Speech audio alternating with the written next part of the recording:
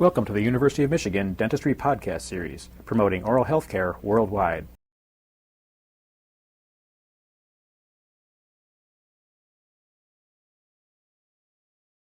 First of all, I'd like to show the skull to remind ourselves of what the guidances on the skull are. We remember that the protrusive movement shows the mandible, the condyle, and the disc guiding on the infratemporal fossa, and in lateral excursions does the same but slightly to the medial. The guiding surface is on the upper portion, or in the skull itself, in the infratemporal fossa, and the mandible has the condyle and the disc. Now, if we use this to compare articulators, we would first of all look at the condylar type of articulator. The condylar articulator has the opposite of the skull, as we discussed before. This Hanau semi-adjustable articulator has the articular ball on the upper member of the articulator and the guiding surface, or the housing, on the upper member of the articulator.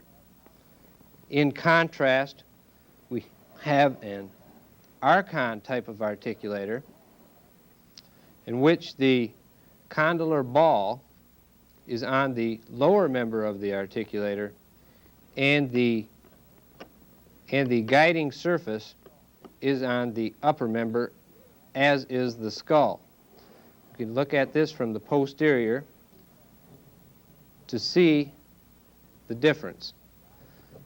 The ball here rides on a flat surface in making articular movements, and the ball on the non-Arcon instrument, or the condylar instrument, rides in a tract. Now, if we look more closely, we will see that when the condylar type of articulator is opened and we place an object in the molar area, for example, something that would be rigid such as hard wax, we see that there is an opening at the incisal pin, but in the area of the condyle, the ball is contained within the tract, or the guidance.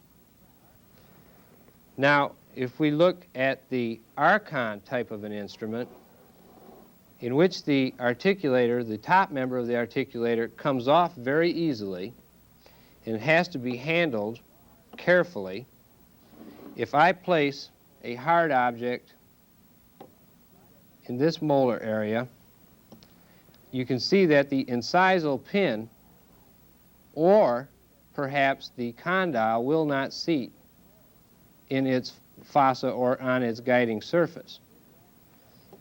So we must be careful when waxing up with the Arcon type of instrument that we are sure that the condylar elements here are seated firmly and positively when doing any work, either when moving the articulator in the various lateral excursions, or when doing a wax-up, for example, in a molar area.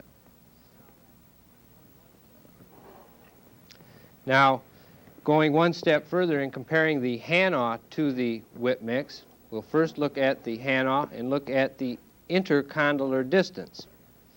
As we've noted before, the distance between the condylar elements is fixed, and it is an average measurement of 55 millimeters. Now, in contrast, looking at the intercondylar distance of the Arcon type of an articulator, we see the S, M, and L signifying a small, medium, and large.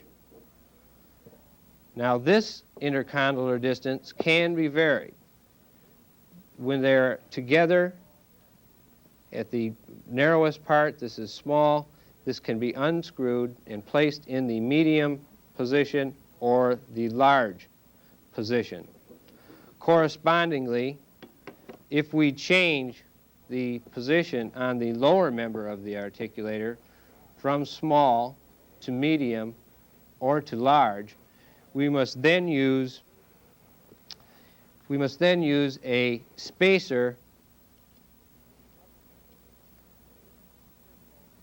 on the upper member of the articulator interposed between the condylar guidance and the upper member of the articulator proper. If I put one spacer in, it would be a medium, and if I would put two of these spacers in, it would be the large. It would accommodate the large intercondylar distance. Now, how do we determine this difference, this small, medium, or large, from the patient to the articulator? The Whipmix facebow is the instrument used to determine whether the patient is a small, medium, or large, has a small, medium, or large intercondylar distance. This facebow actually uses the external auditory meatus to position the earpiece of the facebow, and it is self-centering. Now, we know the principle of the facebow, and we're not going to dwell on that. But you would take that reading from the patient, and it would, in the scale on the anterior crossbar of the facebow, will tell you whether the patient is of a small, medium, or large intercondylar distance. This is the medium position, the large position, and the small position. Now, this is, again, an approximation of intercondylar distance, but it is more accurate than using just the average 55 millimeter condylar distance. This little bit of refinement in being able to set the intercondylar distance allows this instrument to accept some lateral check bites. In review of determining the condylar settings of the Hana articulator, both the horizontal condylar setting and the vertical condylar setting, we remember that we positioned the wax bite between the stone casts in the protrusive position and then manipulated the condylar mechanism, the horizontal condylar mechanism, until the cast seated perfectly in the wax bite. We then secured that and determined that as being our horizontal condylar inclination. The vertical condylar inclination, or lateral condylar inclination, was set through the use of the formula h over 8 plus 12, which is the horizontal condylar inclination over 8 plus 12, giving us a setting to be set on the vertical axis indicator. Now, the Arcon instrument, the Whipmix instrument, as determined by the manufacturer, recommends that the articulator be set from a lateral wax bite. When we look at the skull, we see in position a lateral wax check bite. Remember the protrusive wax check bite, we allowed the jaw to come straight forward into a protrusive position, and we captured that position in the wax. The lateral wax check bite, as you can see, the diamond tips would align when the case is in centric occlusion. Now we see here a right lateral excursion of the patient, and we have captured that right lateral excursion in the wax. Now let us look at the slight difference we have in contrast to the protrusive wax bite. In the protrusive wax bite, the condyle would have come straight forward down the anterior part of the eminence. With the lateral wax bite, the balancing condyle has come down and inward, medialward. So we do not have or in some patients at least, this may not be the same as the protrusive wax bite. It may be slightly steeper, or could be the same, or possibly in some patients may even be less than the protrusive inclination. So in setting the Hana articulator, we use the protrusive wax bite and then use the formula as an average setting for the lateral condylar inclination. The Whipmix articulator, we first position the lateral check bite. In this case, it is a left lateral check bite, and I'm going to show how we determine the inclination. What we would do is position the wax bite and then just loosen the elements of the articulator until the ball comes down and touches. When I do this, the ball is away from that superior surface. Now it is touching. Now that is determining the protrusive inclination. And the lateral inclination is determined by letting this lateral guide, letting the lateral guide come in and touch the ball from the lateral aspect or the medial aspect. This gives us our Bennett's angle. Now this angle, Bennett's angle, remember on the Hana articulator we just used the average formula or the formula to set it. Now we have utilized our lateral check bite with the Arcon instrument here to set the Bennett angle. Now also I must tell you that it is necessary that we have a somewhat adjustable intercondylar distance for an instrument to accept a lateral check bite, because in essence we are changing the arcs necessary to position the casts in the wax. Again, we had used an average setting, or the formula is really an average setting for the Hana articulator for the lateral condylar inclination, where the lateral wax bite was utilized to set both the horizontal condylar inclination and the Bennett angle on the Arcon instrument. There is a danger here in the Arcon instrument when utilizing a lateral check bite and then performing a protrusive movement. If we want to be more accurate, we would probably take a protrusive bite as well as lateral bites for the instrument and record the settings for each the protrusive and each lateral. We would then, when executing that movement on the articulator, we would then change the settings. If we were going into a protrusive excursion, we would use a protrusive setting. When we go into the lateral excursions, we should use the lateral setting. This would make it more accurate. The danger being that if the lateral condylar inclination dictates a steeper condylar guidance, and we then use that for determining a protrusive angle on a restored tooth, we may introduce a posterior interference in the protrusive movement. Now, there is one other difference, another difference between the Arcon and the non-Arcon type of articulator.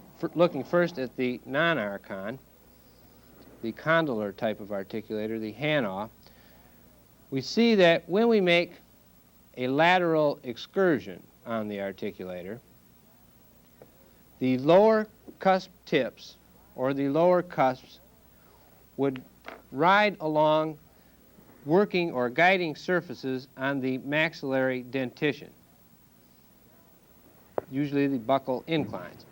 Now, we're making this excursion, and we see that as we do it, if we observe the incisal pin, we see that the incisal pin lifts off of the table. This means that in executing the lateral excursion, we are increasing the vertical dimension in that lateral position.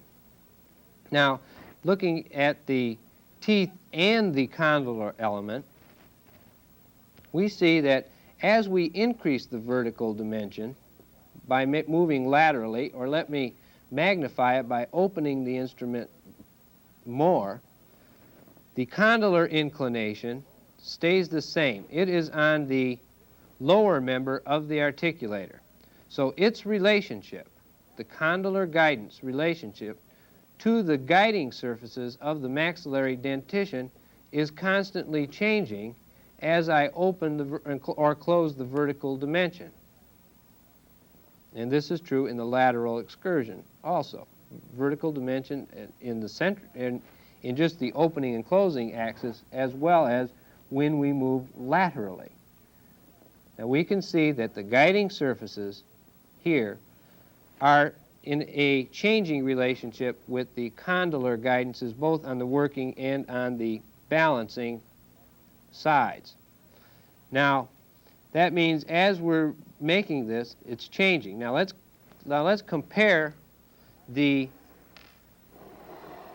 Arcon type instrument and see exactly what happens here. I'm going to change this condylar inclination just slightly. Now, remove the wax bite. Now we see that when we make the lateral excursion on the Arcon instrument, if we look at the incisal pin, we're again increasing the vertical dimension in the lateral excursion. Now looking both at the teeth and the condylar mechanism, we will see something else. We will see that as we open the vertical dimension, or as we go laterally, because the condylar guidance is attached to the upper member of the articulator, or it's in the same, or attached to the guiding surfaces of the maxillary dentition, this relationship between condylar inclination and guiding surface inclination from the teeth stays as a constant. And this is the way it is in the skull, because the guiding surface, as we said, was in the infratemporal fossa of the skull and is not on the lower member or the mandible. So we've maintained the relationship between the guiding surface, the horizontal condylar guidance, and the guiding surfaces of the dentition, namely, in this case, the maxillary dentition. Okay, one other difference between the non-Arcon, or specifically the Whipmix and the Hana articulator, is its capability to adjust to a PR type of a movement. Remembering how we mounted the cast, we mounted the cast in the centric occlusion position, the maximally interdigitated position.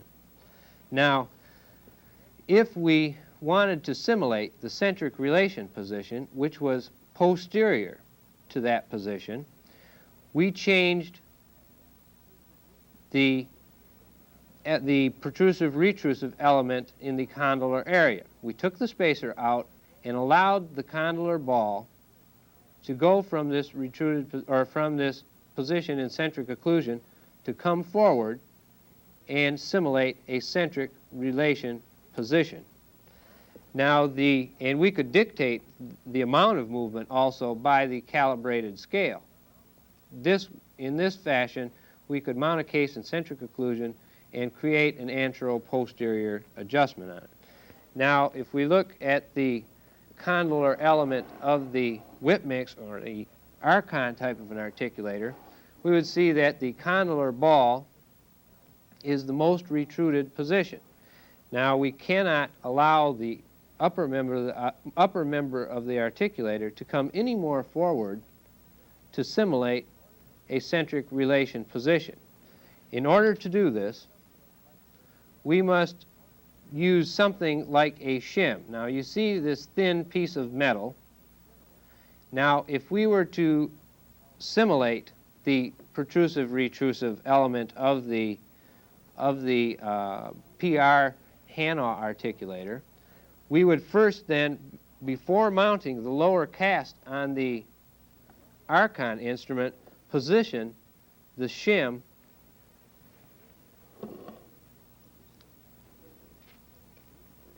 in the retrusive area of the articulator, in the most distal portion.